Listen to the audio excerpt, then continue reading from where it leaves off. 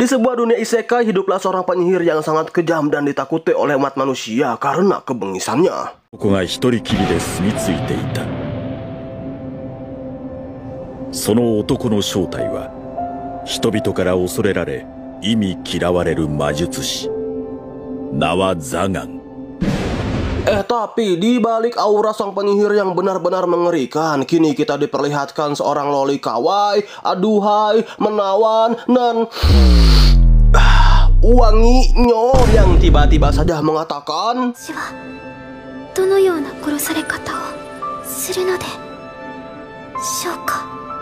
walau baru awal episode aja MC kita mau bunuh loli. Waduh, tapi tenang, sebagai seorang master loli yang memiliki surat izin menculik loli, aing jamin hal tersebut tidak akan pernah terjadi ya para penonton. Karena apa? Karena begini ceritanya. Oh iya, penyihir pedo kita ini bernama Jagan ya bangsawan. Baba Bowie. So, kisah penawanan loli ini bermula dengan diperlihatkannya seorang wanita berambut merah yang diketahui bernama Kastil yang kini akan digoyang-goyang kanan kiri atas bawah secara paksa oleh rekan seperjuangannya sendiri. Tapi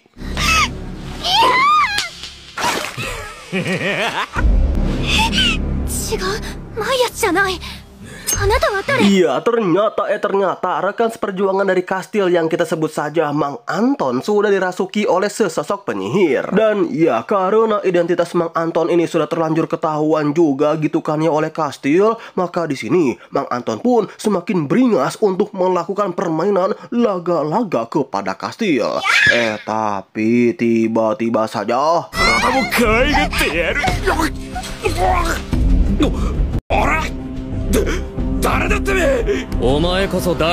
iya, tiba-tiba saja muncullah Jagan yang langsung mengirim Mang Anton ke akhirat karena sudah berani-beraninya gitu macam-macam di wilayahnya.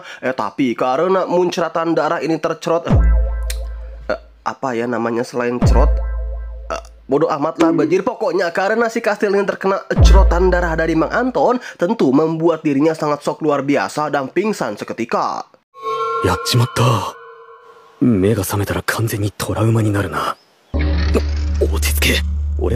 Namun ya, Jagan yang sadar bahwa tindakannya ini sudah berlebihan dan tidak mau repot juga gitu kan nantinya, maka dengan kekuatan OP-nya tersebut, Jagan pun langsung menggunakan sebuah sihir siklus putar balik untuk mengembalikan keadaan tubuh mereka seperti sedia kala. Ya, meskipun nyawa Mang Anton tidak bisa kembali lagi sih ke raganya, tapi tiba-tiba muncullah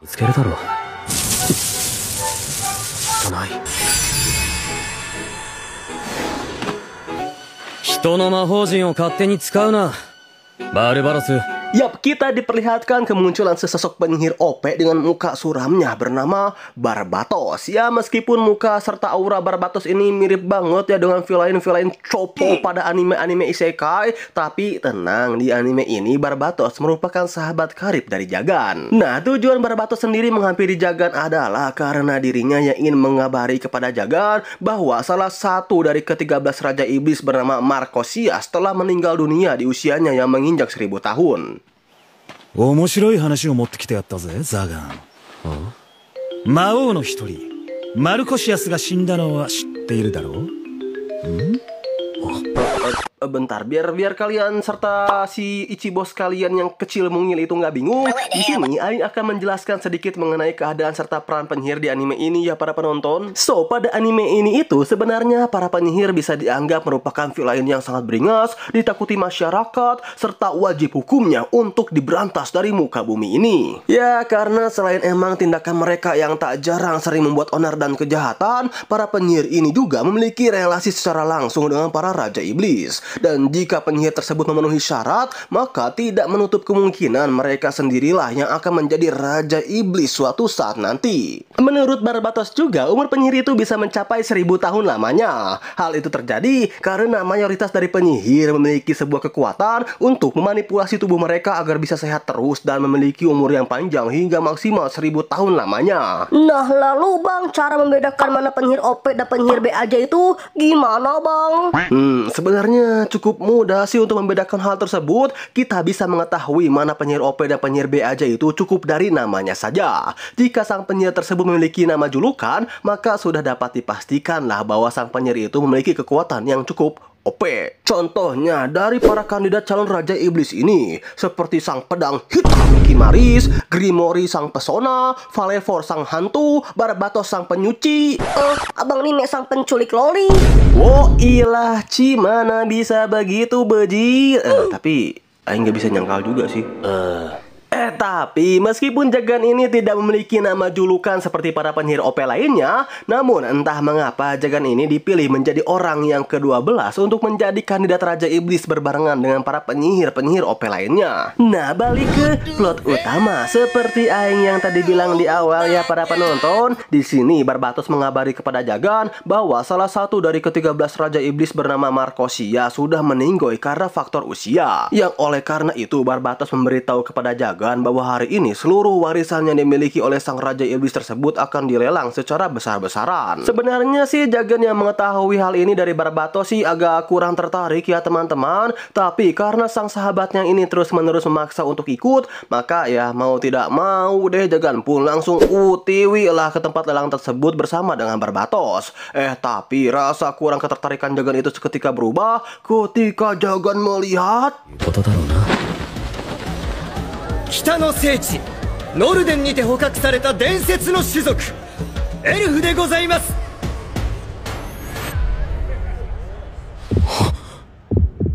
Iya, di sini MC kita benar-benar terpesona ketika mengetahui ada sesosok loli kawaii super imut berambut putih dari ras elf yang kini tengah dilelang ya pada penonton. Wah, Jagan yang melihat betapa imut, menawan dan harum loli tambah menurut sang pembawa acara loli ini juga bisa dijadikan budak peranu-anuan juga. Selebeu tentunya Jagan pun langsung それでは1万から始めてまいりますよ。100万だ。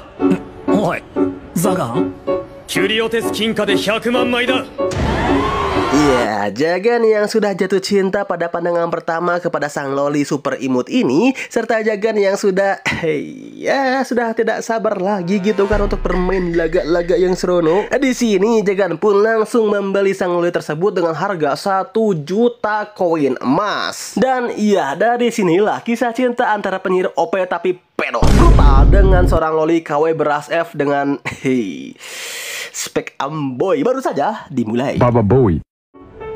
まずはきちんと話してみたい。こいつにはせいぜいいい声でさえずってもらわねば困るからな。Tapi nih ya, karena aura Jagan ini kan villain banget, serta dirinya pun benar-benar belum pernah berbicara dengan orang lain selain Barbatos, plus udah lama jomblo juga gitu kan MC kita ini. Di sini Jagan seringkali kesulitan untuk mengekspresikan perkataannya, sehingga tak jarang terjadi kesalahpahaman di antara mereka berdua. Oh iya, nama dari loli calon culikan Aing maksud Aing itu nama dari waifu kita semua. Enggak waifu Aing, si Bitu bernama Nevlia, atau kita sebut saja Nevi lah ya. Nah, dari sinilah kita tahu bahwa alasan Jagan memperbudak Nevi itu bukanlah untuk dibunuh atau diasoige boy ya teman-teman. Ya walau yang kedua Aing berharap banget sih. Tapi alasan Jagan memperbudak si loli kawaii kita ini adalah karena Jagan sudah jatuh cinta pada pandangan pertama kepada Nevi. Dan Jagan ingin si loli kawaii ini selalu ada di sisinya. Ya intinya pedo lah tuh si Jagan ini. Oh my god. Emangnya lu enggak bang? Dikit. Tapi kayaknya loli kita ini agak lemah iman juga ya teman-teman. Gak percaya? Ya lihat aja sendiri bro. ご安心ください。私は処女です。Oh, ini maksudnya Nevi apa ya memberitahu Jagan bahwa dirinya masih segel? Coba dong jelasin di komen adik-adik, aku nggak tahu. Baba Boy. Tapi ya balik lagi para sahabat, karena MC pedok kita ini tidak bisa mengekspresikan apa yang ingin dirinya katakan, serta memberitahu Nevi bahwa alasannya dibeli oleh MC pedok kita ini karena dirinya yang benar-benar sudah jatuh cinta pada pandangan pertama kepada sang loli, maka ya kesalahpahaman seperti ini. 普段は使わん部屋だ。多少汚れてるかもしれんが。 maupun ini. つまり死んで楽になるような終わりはないという。 Dan juga ini. お前を実験に使う気はない。ではなぜ私を買われたのですか？お前が知る必要はない。何を言ってるんだ俺は。Seringkali terjadi di antara mereka berdua, yang alih-alih Jagan bisa memberitahu Nevi akan rasa cintanya tersebut, justru Jagan mengira bahwa kini mungkin pandangan si Loli kepada Jagan ini hanya sebatas penyihir sadis yang suka melakukan penyiksaannya secara kejam. Namun meskipun begitu, Jagan berjanji kepada dirinya sendiri, meskipun dirinya sulit mengekspresikan apa yang mau ia bicarakan, meskipun ia belum pernah merasakan berpacaran, meskipun dirinya tidak tahu cara memperlakukan seorang wanita yang ia sukai secara benar, dan meskipun MC kita ini pedo, tapi Jagan berjanji bahwa ia akan membahagiakan Nevi, sang Loli tercintanya, bagaimanapun ya caranya. Singkat cerita, demi memenuhi kebutuhan sang Loli tercinta, kini kita diperlihatkan Jagan dan Nevi yang tengah utiwi ke kota untuk membeli berbagai macam kebutuhan. Tapi ketika dalam perjalanan, Jagan ini baru sadar gitu kan bahwa saat ini dirinya benar-benar bokek brutal karena seluruh uangnya sudah ia all-in-kan untuk membeli Nevi. Apa yang ngerampok aja ya cuy ya. Tapi di tengah kebingungan Jagan,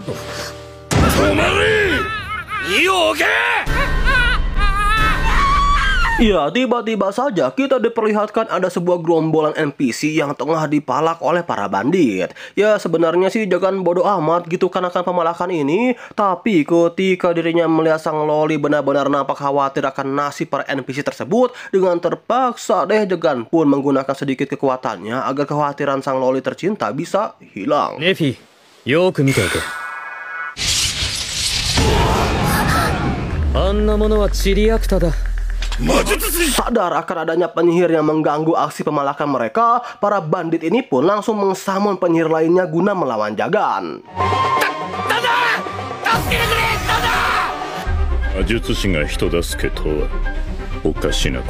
Ya awalnya sih penyihir culun ini nampak so jago ya dan meremehkan Jagan teman-teman. Tapi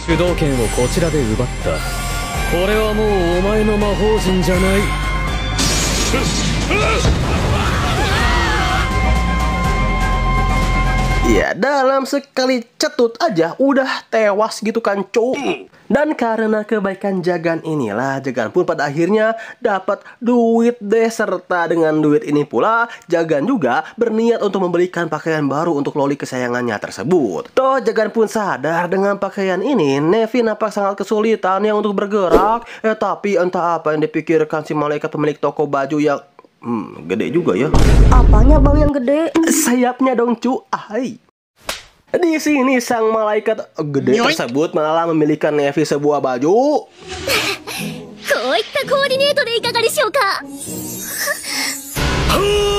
Waduh, cu. Aing mimisan ini mah bajir masuk aing di sini. Aduh.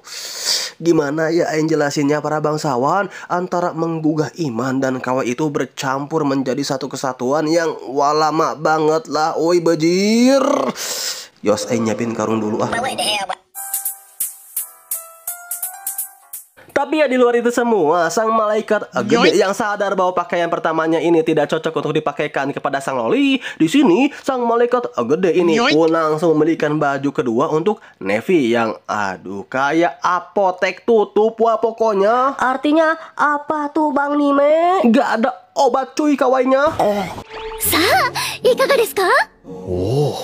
オーソドックスのメイドスタイルですが、ワンピースもエプロンも上質なシルク製。Oh ya, sebelum mereka pergi, di sini sang malaikat gede memberitahu kepada Nevi bahwa Nevi seharusnya merasa beruntung karena bisa memiliki majikan sebaik dan sepengertian seperti Jagan. Ya, emang pedo aja gitu kan si Jagan. Tapi karena hal inilah membuat perasaan hati Loli kita ini mulai sedikit kayak kepelet gimana gitu ya cu kepada Jagan.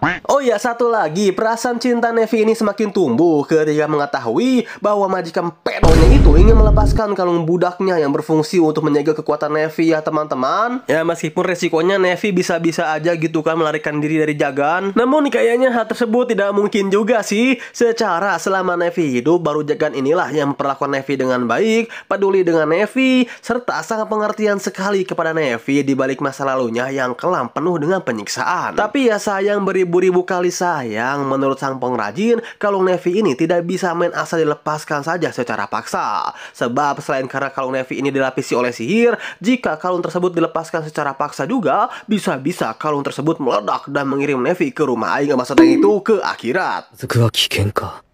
一番いいのは本来の鍵で開けてやることです。 And ya, karena udah sore dan tak mungkin juga Jagan main nyelonong aja masuk ke dalam kastil Raja Iblis tanpa rencana, kini kita diperlihatkan Jagan dan sang loli idamannya itu tengah makan pada sebuah restoran. Yang tentu Nevi yang belum pernah memakan makanan seperti ini seumur hidupnya, awalnya merasa tak pantas ya jika dirinya harus memakan makanan enak bersama majikannya. Namun setelah Jagan meyakinkan Nevi dengan lemah lembut, pada akhirnya perlahan tapi pasti Nevi pun memakan makanan ini. Dan kita diperlihatkan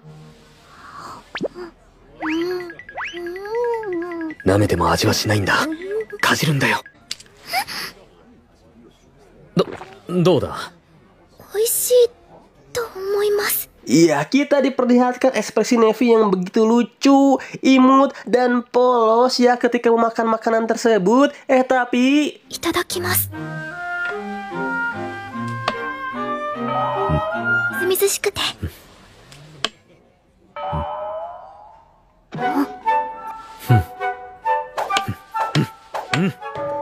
lah si bejir sama Aek gitu kan. Nevi yang melihat majikannya ini nampak kesusahan juga gitu menggunakan garpu. Dengan pesona loli super kawainya, di sini Nevi pun langsung menyuapi MC pedo kita. Yang ini mah udah bukan tumbuh perasaan lagi cu, tapi emang mereka berdua itu udah sama-sama saling cinta ya satu sama lain. Kok agak nyesek ya hatiku.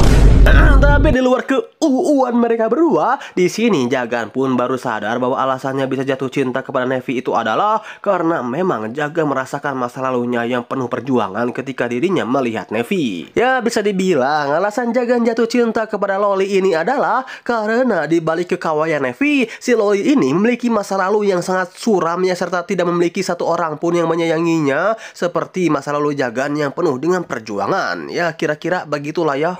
Dan ya keuuan antara loli dengan MC pedo kita yang entah mengapa cu aing merasa kedepannya mental aing semakin akan teruji brutal ya. Sekaligus menutup alur cerita dari anime yang berjudul Pengen Punya Budak Loli part yang pertama.